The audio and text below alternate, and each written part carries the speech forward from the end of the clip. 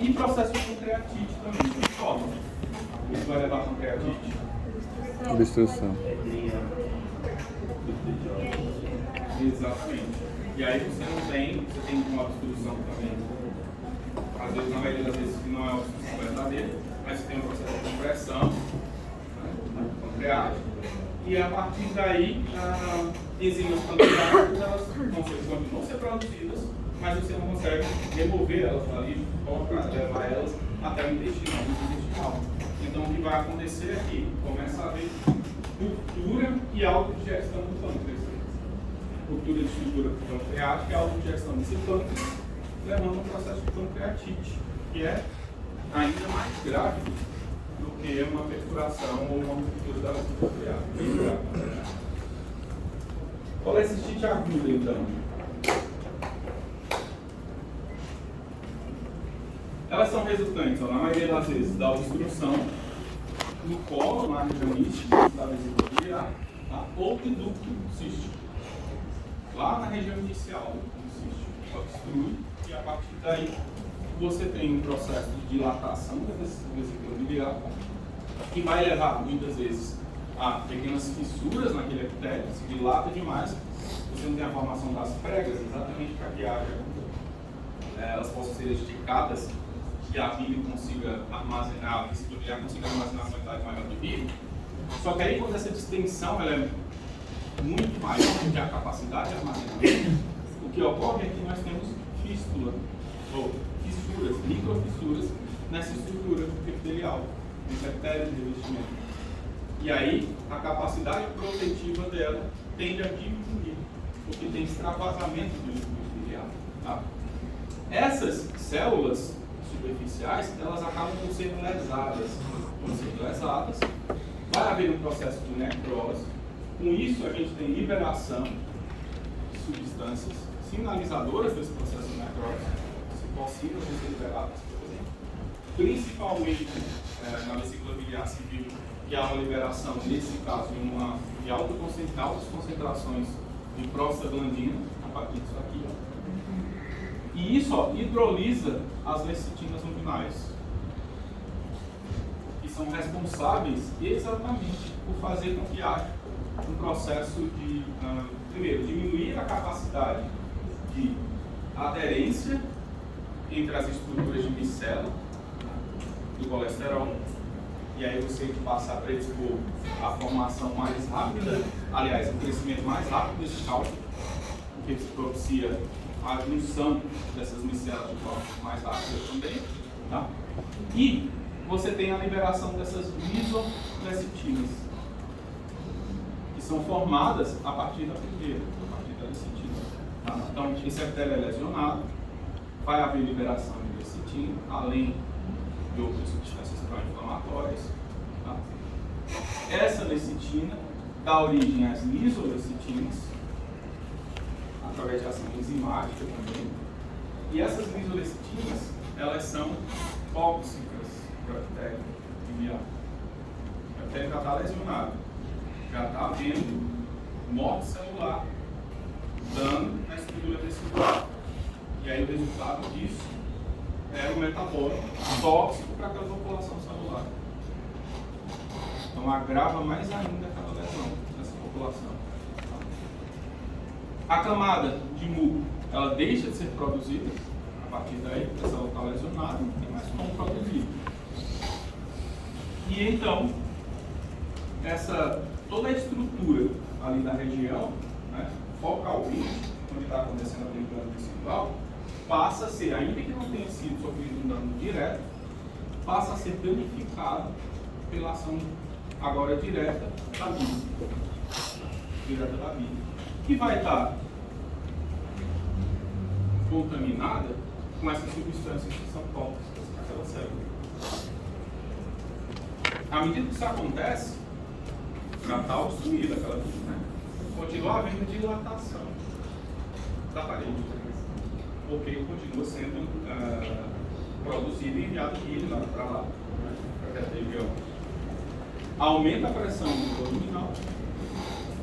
E aí, nesses pontos de fragilidade, onde a necrose se aprofundou, favorece então a ruptura da vesícula biliar. Tá? Ela se rompe.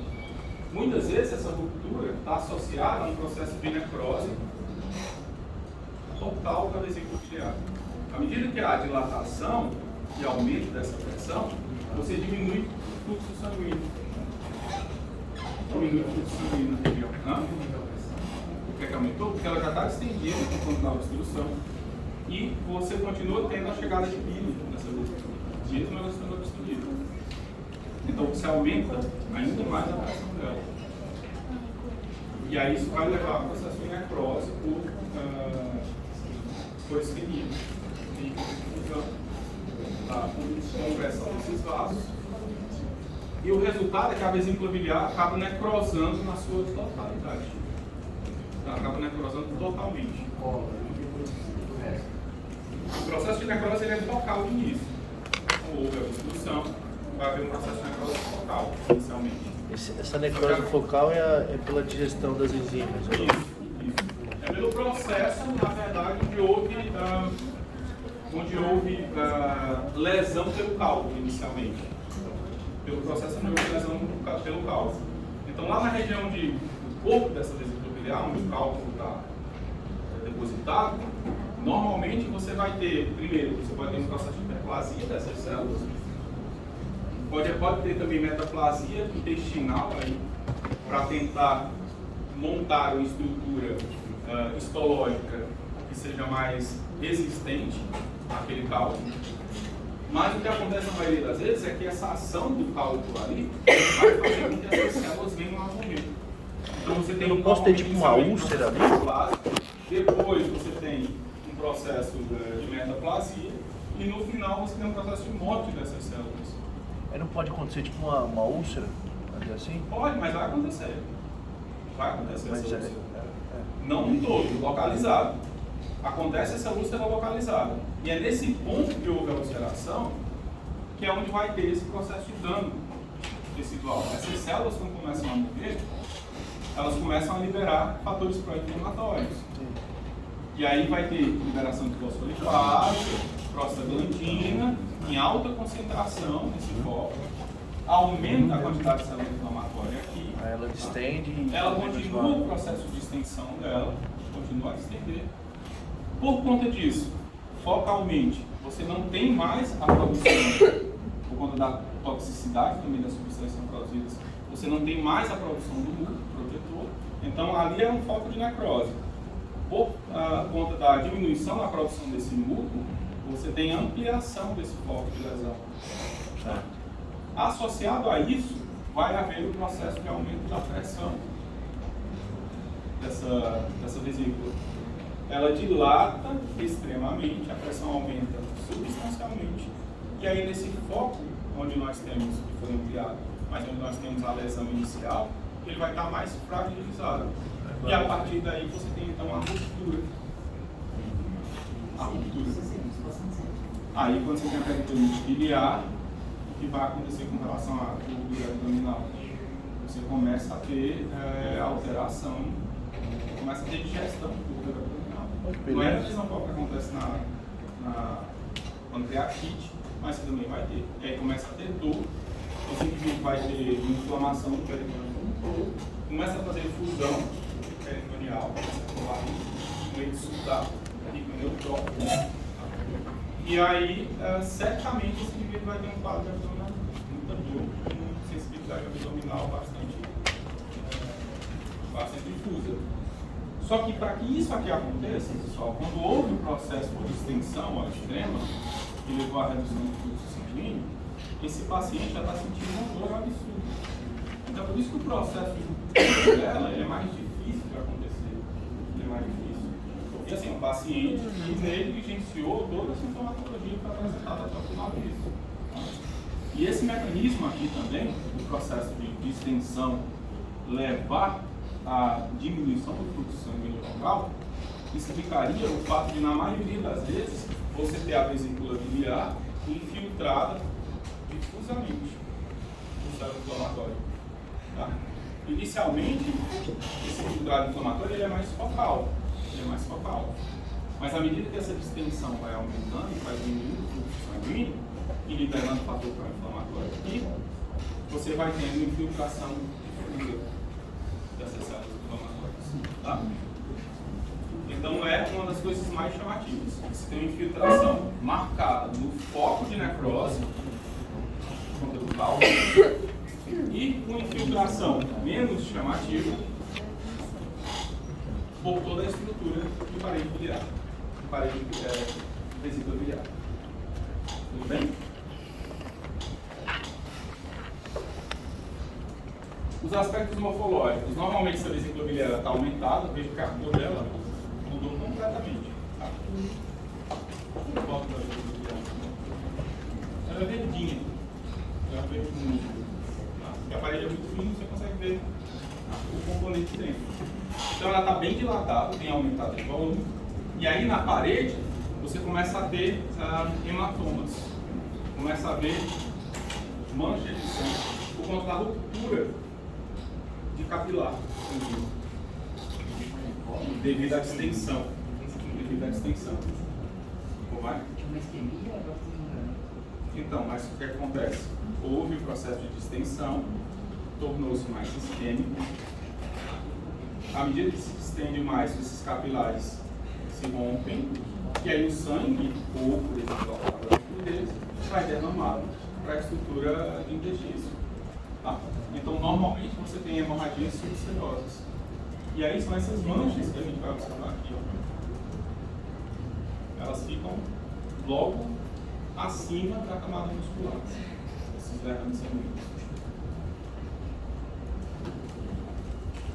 Quando isso aqui demora para acontecer, esse processo demora para acontecer, e você tem um indivíduo com esse quadro que mantém esse padrão lesivo por um certo tempo, o que você vai começar a ter é a necrose, inclusive que é relatada como uma necrose gangrenosa. Que tipo é a necrose gangrenosa?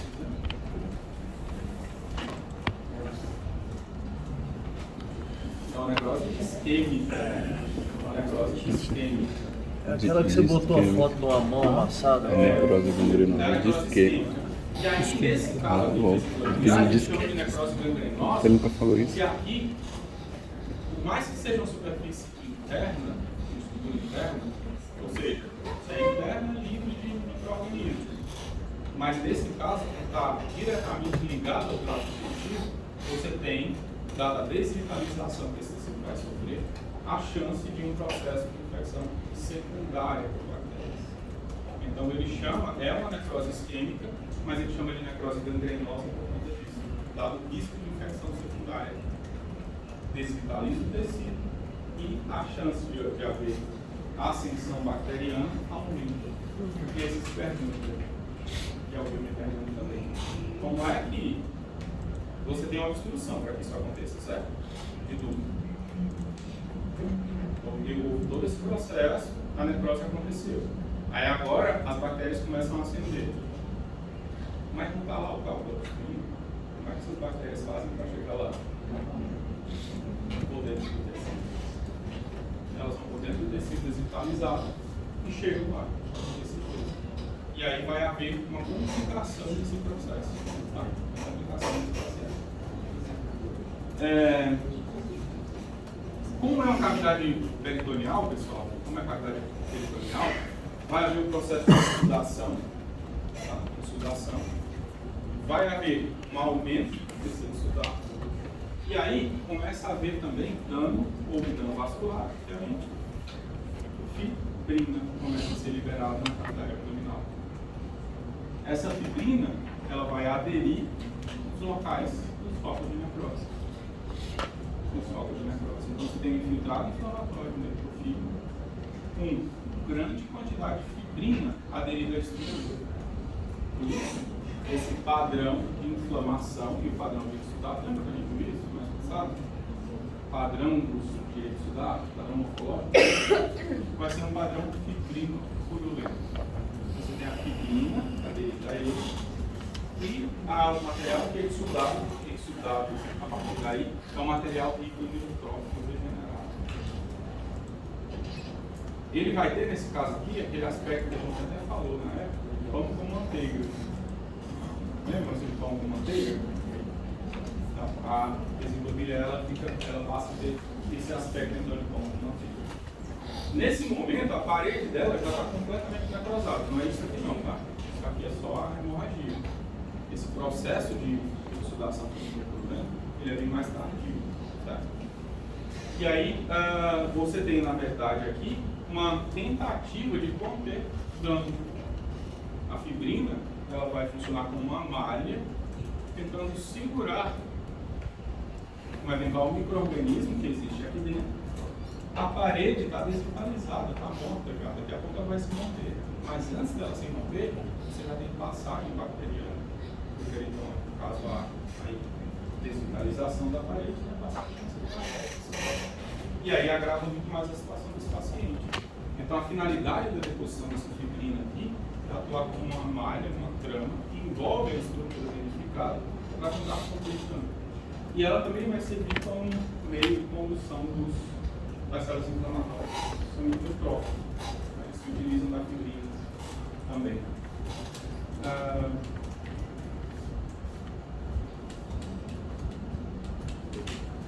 Microscopicamente, o que a gente observa?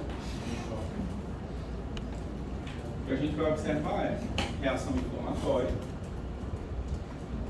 necrose e perda do epitélio. Ó. Isso aqui é a estrutura de não é uma papila, mas a estrutura de dobra completamente nua. Olha o epitélio, quando está aqui solto. Soltou. Ele está aqui em cima, esse aqui soltou. Então toda essa parte aqui, ó, é parte da estrutura de prega ou dobra completamente nua, porque perdeu o epitélio por conta do processo de necrose. Infiltrado inflamatório e aí aumento da congestão vascular. Aumento da congestão vascular, principalmente venosa, né? Você vai ter essas estruturas maiores que são veias, porque como está havendo um processo de compressão arterial, você tem um acúmulo, congestão dessas estruturas, congestão vascular. E a partir daqui você tem a progressão para a formação da estrutura de necrose gangrenosa, tá? De necrose isquêmica.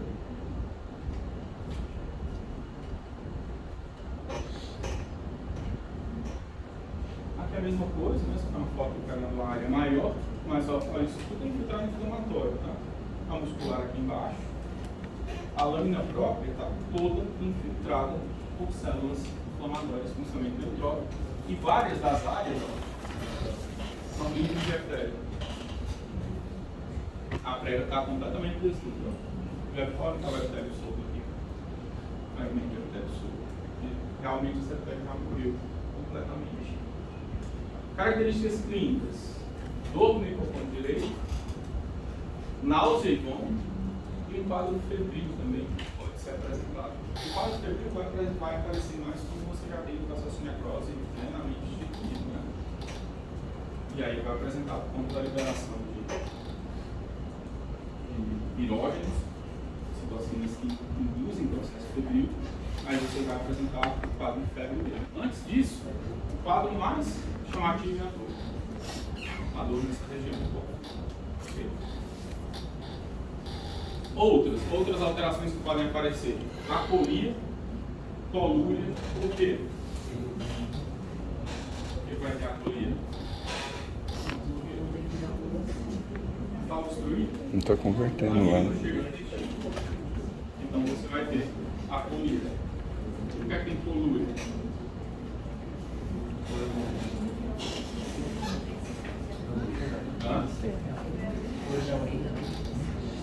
Urbina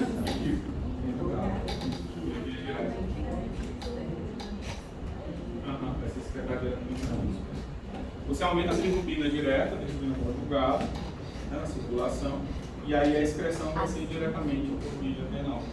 Então você aumenta a intensidade de cor da urina, torna verde, pode ficar até marrom a urina, e às vezes pode chegar a cor de Coca-Cola também.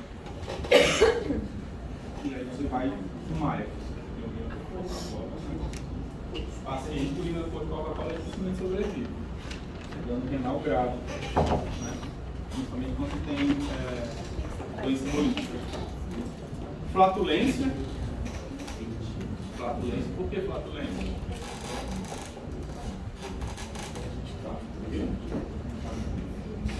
Está relacionada à microbiota, certo? Não só microbiota, mas também digestão. A bile exerce um papel de importância no processo digestivo, certo? Mais tempo da live. Diretamente eletrônico.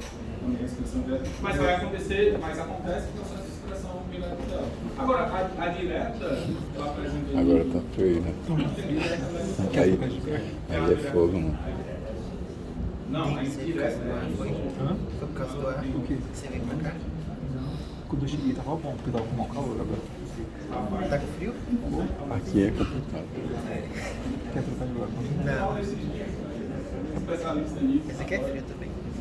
Icterícia também. Ah, em relação à flatulência, qual é o processo? Tudo é passageiro essa vida.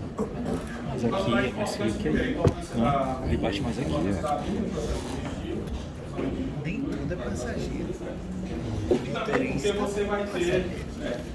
Você vai passar isso e você pode ter também a proliferação, quando desse aumento dessa cultura disponível aí, quando vai ser absorvida, em populações bacterianas que se utilizam muito dessa cultura. E aí elas proliferam, você tem uma alteração Esse probiótico que eles falam microbiota que é bom, intestinal né? e passa a ter uma maior Pra quantidade fora. de Probiótico. E não é um deles, mas tem um icterícia, óbvio. E o quadro aí de emergência clínico-cirúrgica, para que seja feita a remoção antes que a Calma, porque aí já tem um agravamento a mais desse quadro, Ele falou que não pode. que é o quadro peritonite, química, Eu falo quanto que é.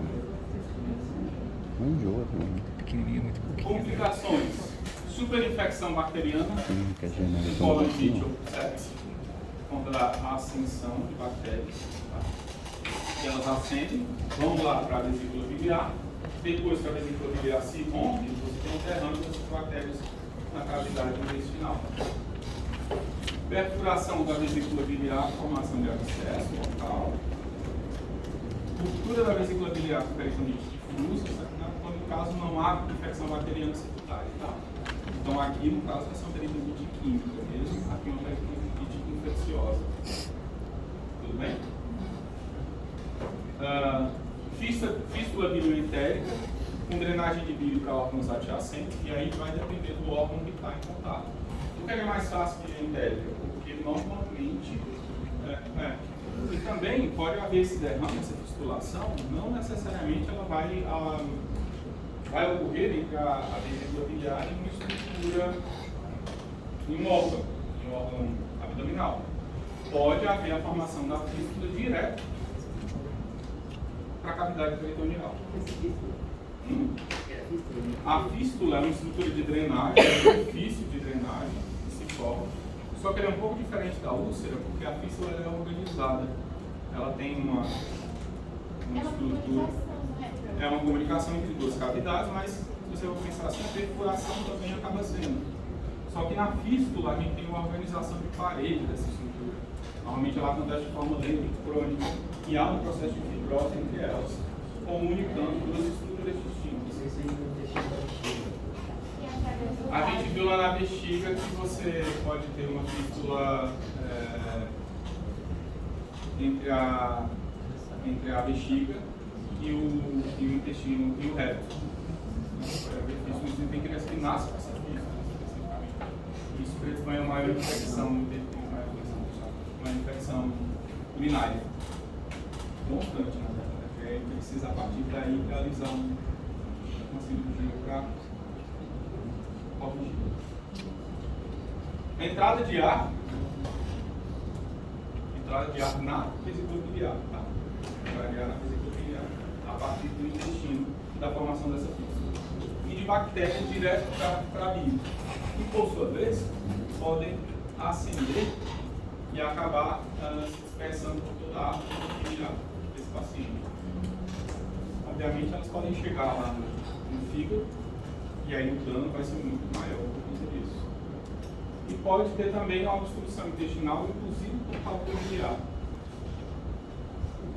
através através da formação da fístula, né? Ou da formação da fístula, vai haver o derrame da bile direto para o intestino, e com isso os cálculos, aquele monte de cálculos, vai também ser despejado direto no intestino, e vai, por sua vez, poder causar uma obstrução. É difícil isso aqui acontecer, tá? É difícil acontecer.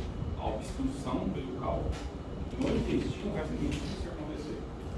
Porque o processo de motilidade, os cálculos são pequenos, deveria haver uma compactação, uma diminuição de motilidade no intestino para que isso acontecesse. Mas como eles são cálculos pequenos e a motilidade vai ocorrendo, e até aumenta a motilidade por fato de serem estruturas mais sólidas, normalmente não há uma obstrução intestinal, não. Normalmente vai os cálculos pequenos o suficiente para sair pela fístula e resultar nas fezes. A colecistite crônica ela é um pouco diferente dessa. A colecistite aguda é mais severa, né? Acontece rápido, muito severa. A crônica não. A crônica não. Normalmente você vai ter vários surtos repetitivos, como eu falei, ou que se alimentam com ingerindo um alimento mais gorduroso, aí isso leva a uma inflamação da vesícula biliar dele, porque aumentou o colesterol e tudo mais, lá na bile. Mas normalmente ele não gera uma dor intensa, prolongada e persistente, não. Com isso, esse indivíduo não trata o processo de inflamação que ele tem, uma inflamação mais grande. E o que vai acontecer é que esse processo ele tende a ir fazendo com que haja alteração da estrutura de vesícula biliar em si. Ora, a parede da vesícula biliar ela começa a se apresentar inflamada. Normalmente, para acontecer isso, você não tem uma obstrução plena, você vai ter uma obstrução parcial, diminuição do fluxo de bile aqui, tá? Mas você tem um infiltrado inflamatório na parede dessa bile que pode se iniciar de forma focal, e a partir daí vai se distribuindo por toda a vesícula biliar.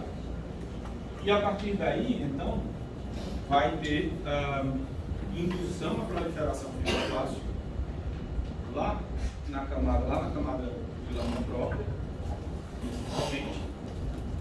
Esses fibroblastos, eles começam a produzir, sedimentar colágeno, e aí a parede dessa vesícula biliar começa a se tornar muito mais espessa. Só que chega um ponto que essa parede, muito espessa, ela não tem mais capacidade de dilatação. Ela é muito resistente, mas a capacidade de dilatação dela é baixa, muito baixa. Então o que acontece é que, havendo um processo obstrutivo no final de tudo, você passa a ter muitas vezes alterações como icterícia de forma muito mais clara. Você passa a ter, aliás, você passa a diminuir a capacidade de dor dessa vesícula biliar por causa do processo de fibrose que aconteceu aqui. E essas alterações lesivas de necrose pontuais da vesícula biliar, como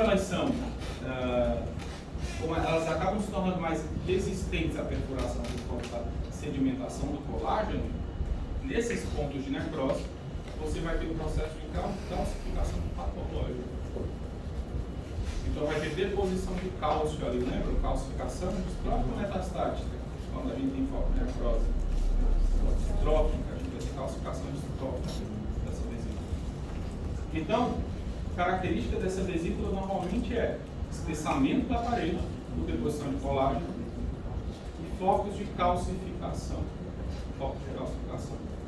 Quando essa calcificação ela é mais intensa, ou os processos de necrose, os pontos de inflamação em específico, são mais distribuídos, até multifocal, você começa a ter uma alteração que inicia-se a calcificação nesse ponto, inicia-se no outro, o processo de mineralização da parede da vesícula, ela se inicia multifocal. Só que à medida que a calcificação vai acontecendo, vão havendo coalescências entre esses pontos. E aí, a calcificação de um ponto encontra a calcificação de outro. E acaba que essa vesícula biliar adquire uma textura dura, pétrea, de porcelana, por conta disso.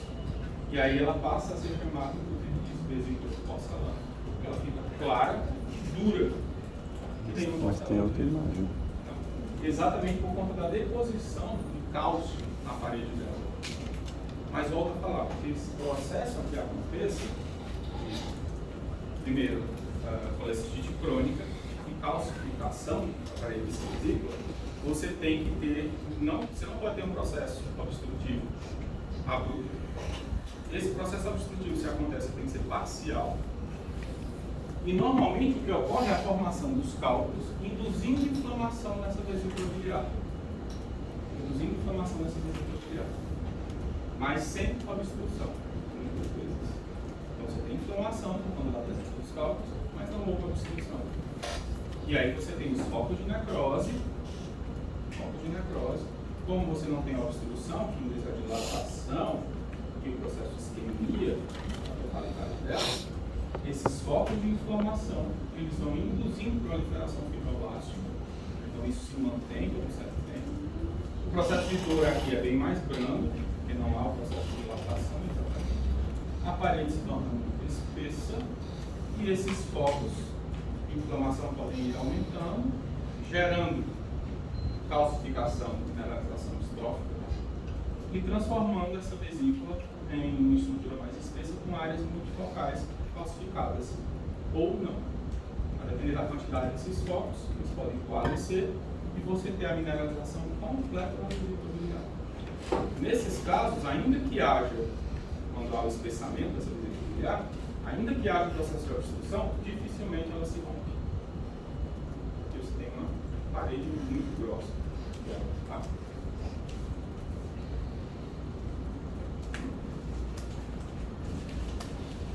Ó, na tomografia, você vê a parede mineralizada. A vesícula branca aqui é mineralizada. E aí, ó, a vesícula biliar ganha essa tonalidade branca, porque tem cálcio, a quantidade muito grande de cálcio, tem os cálcios aqui. E ela tem a forma, e aliás, a forma também, né? Mas ela tem uma textura dura, mais pétrea mesmo, como se fosse uma porcelana. Parecendo uma batata. Hã? Tá parecendo uma batata. Tá parecendo uma lâmpada. Uma coxinha. Quem dá de mais? frango. Uma coxinha de frango. Coxinha, batata.